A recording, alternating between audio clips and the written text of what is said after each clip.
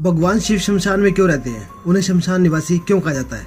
भगवान शिव देवों के देव महादेव कहलाते हैं, फिर उनका शमशान में क्या काम? इन सवालों का उत्तर स्वयं भगवान शिव ने ही दे दिया था।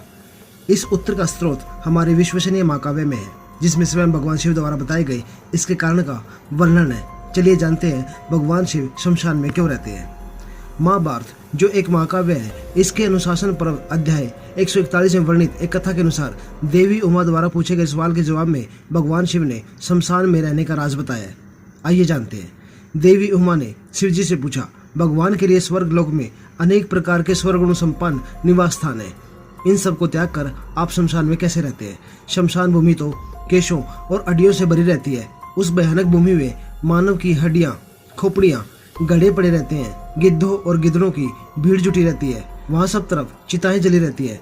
मांस, वसा और रक्त की कीच सी मची रहती है। बिखरी हुई आंतों वाली अड्डियों के ढेर पड़े रहते हैं। ऐसे अपवित्र स्थान में आप कैसे रह सकते हैं? शिवजी ने कहा, हे प्रिय, मैं सदा पवित्र स्थान ढूंढने के लिए सारी पृथ्वी पर दिन रात विचरण करता रहता हूँ, लेकिन शमशान से बढ़कर दूसरा कोई पवित्र स्थान मुझे दिखाई नहीं देता। इसलिए सर्वत्र स्थानों में से शमशान में ही मेरा मन अधिक लगता है। वह शमशान भूमि बरगद की डालियों से आच्छादित और मुर्दों के शरीर से टूट कर गिरी हुई पुष्प मालाओं के साथ विभूषित होती है। हे प्रिय, ये मेरे भूतगण शमशान में ही रमते हैं। इन भूतगणों के बिना मैं कहीं भी नहीं रह सकता। इसलिए शमशान का निवासी बनना ही मैंने अपने लिए पवित्र स्वर्गीय माना है।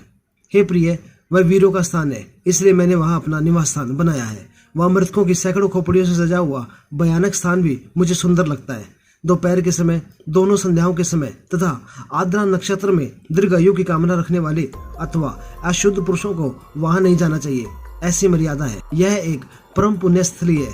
पवित्र वस्तु की इच्छा रखने वाले उपासक इसी की उपासना करते हैं। इस शमशान भूमि से ज्यादा पवित्र स्थान कोई दूसरा नहीं है, क्योंकि वहाँ मनुष्यों का अधिक आना जाना नहीं होता, इसलिए वह स्थान अधिक पवित्र माना गया है। मेरे अलावा दूसरा कोई भी भूत जनित भय का नाश नहीं कर सकता, इसलिए मैं शमशान में रहकर समस्त प्रजा का रोज पालन करता हूँ। मेरी आज्ञा मानकर ही भूतों का समाज अब भी संसार में किसी की हत्या नहीं कर सकते हैं। दुनिया के हित के लिए मैं इन भूतों को शमशान में रखता हूँ। शमशान भूमि में रहने का सारा राज मैंने तुमको बता दिया है। अब और क्या जानना चाहती हो, बताएं। देवी उमा ने दूसरा सवाल पूछा, भगवान, आपका रूप पिंगल, विकृत और भयानक प्रतीत होता है। आपके सारे शरीर पर विभूति लगी हुई है। आपकी आंखें विकराल दिखाई देती हैं और सिर पर जटाओं का भार है।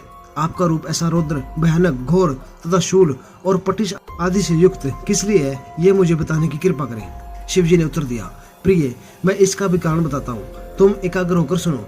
जगत के सारे पदार्थ दो भागों में विभाजित है, शीत और उष्ण।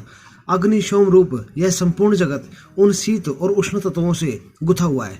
सौम्य गुण की स्थिति सदा भगवान विष्णु में निहित है और मुझ में आग्नेय तेजस गुण निहित है।